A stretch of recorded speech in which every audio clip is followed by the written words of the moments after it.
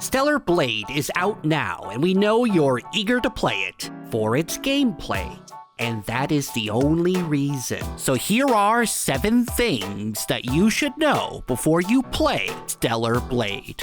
First things first, when you start the game, go into the gameplay settings and turn on the option to auto-loot items. As you kill enemies, they're going to drop so much random crap that you're going to want in your inventory. So instead of having to go and pick up every piece of rubbish off the ground, turn this setting on and you won't miss a single one of these precious items. Now in terms of the tools that Eve has at her disposal, she'll be followed around by a drone with the ability to scan the surrounding area. This is something you should do often, as it will reveal points of interest, such as enemies, crates, doors, you name it. You can even scan human corpses, which will sometimes reveal passcodes that can open locked crates and doors. To keep Eve alive, you should make sure to keep your inventory stocked with additional healing items. You'll always have your rechargeable tumblers, which are basically like your Estus flask charges, but you only start with 3 tumblers, so having extra healing items such as lingering or highly concentrated potions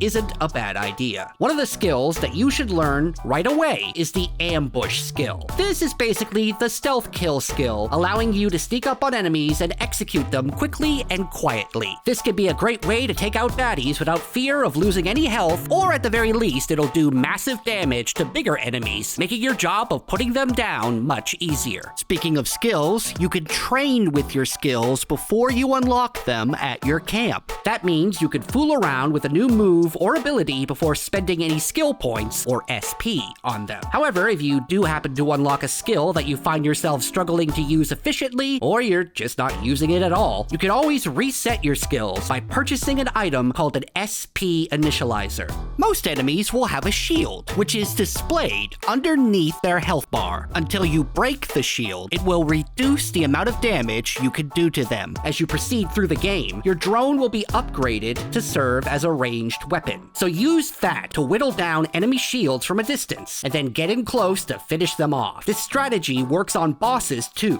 Shoot them to get rid of their shield, and then go in for the kill. Just remember that you'll require different forms of ammunition to use your drone in battle. So much like your other items, make sure to stock up on ammo at your camp. Finally, as this is a game that is focused on combat and nothing else, you'll need to protect yourself in battle. So get ready to parry. You can parry an enemy's attack by blocking at the exact moment they're going to strike you. This is a technique you're going to want to get the hang of, as there's also a Sekiro-esque gameplay mechanic that goes along with parrying. When it comes to the health bars of enemies and bosses, there will be these little yellow dots. Each time you parry an attack, you'll deplete one of these dots. Deplete them all, and that enemy will be left wide open for a retribution attack that is sure to do some major damage. Not every attack can be parried, and sometimes dodging will be a better option for negating damage, but for the most part, if you can master the art of parrying, then you'll survive most of what Stellar Blade will throw at you. For more Stellar Blade news and guides, be sure to check out thegamer.com. I'm Jamie Latour,